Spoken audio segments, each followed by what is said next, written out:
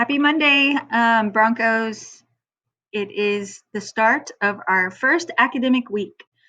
And what we are going to be doing and talking about this week is having strong opinions and how to argue those opinions effectively. Okay, so I'm going to take you through this quick slideshow, and then we're going to talk about what you are going to be doing for the day. All right, so in writing, there are many instances where your objective or your goal is to argue a certain stance or position. So in English 2, okay, your sophomore year, a lot of the writing focus is on argumentative writing or persuasion, the art of persuasion. Okay, so it's very important that you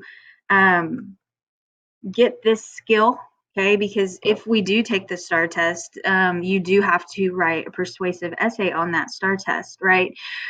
So we need to make sure that we are getting the skills that we need to be able to argue effectively and to be able to persuade somebody to believe your position. Okay, and so I'm just going to briefly read this really quick. So in class, we'll be doing many argumentative writing assignments where you'll be tasked to state an opinion, and your opinion is your thesis statement. And then you also need to be able to defend that opinion with evidence, with anecdotes, and things like that. Okay, so okay, let's see how we're going to make this slideshow go. Oh, there we go. Okay, so did I go too far? No. Okay, so what is the most effective way to argue? Okay, so to answer this question, you got to ask yourself, what would it take to persuade your audience? What would it take to make your audience change their mind?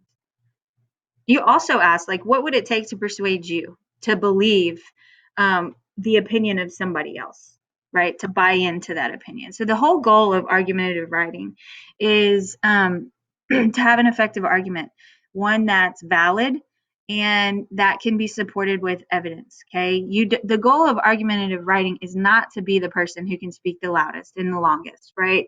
Your goal is not even to be right, but you just have to be able to argue your stance effectively. Okay. Next one.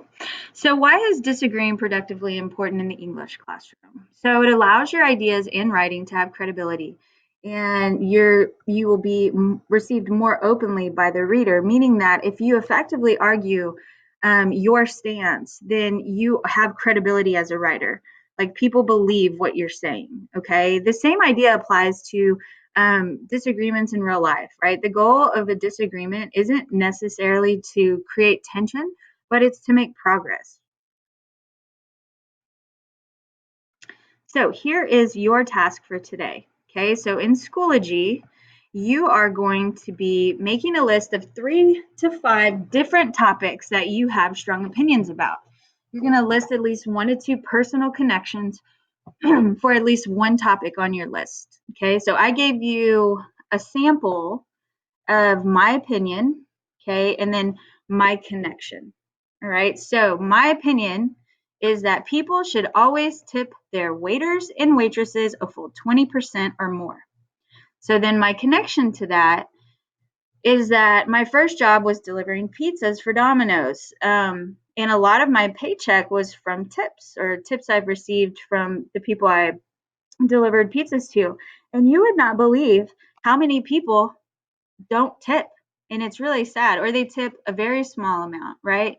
Another connection I could make is I have friends who are bartenders, and a lot of their livelihood, their life, their money, they live off of those tips. And there's some people who will tip the same amount regardless of what the price of the meal was, or the price of the pay, like what they got, right? So I think people should tip 20% or more. If the waitress was really good and attending, I think they deserve more.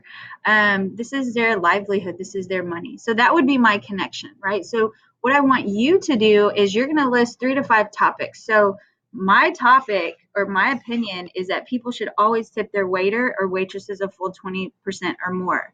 Okay, so my connection is about my first job, right? So you're going to list 3 to 5 topics that you have really strong opinions about, okay? And then you're going to choose at least one topic on that list and give me 1 to 2 personal connections for that topic. Now, if you want to go above and beyond and you're super opinionated and you have all these ideas, then for each topic, if you want to write personal connections with them, you can.